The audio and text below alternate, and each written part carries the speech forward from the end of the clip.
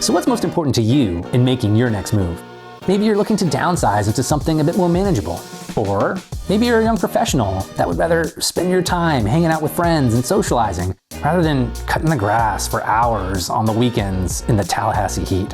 And if you're a bit like me, you definitely don't want to feel crammed in your house. You want a big master bedroom and a spacious living room, because when you're home, you want to feel relaxed. But all those things are just functional. And come on guys, let's be real. If you want to buy a house, we all know that for her, it's got to pass the cute test.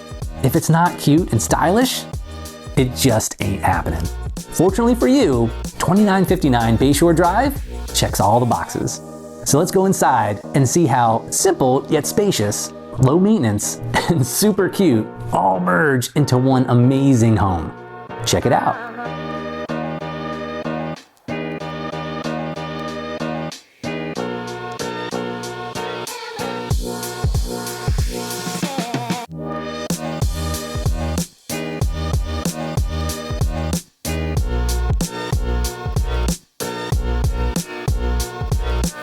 And wait, there's more.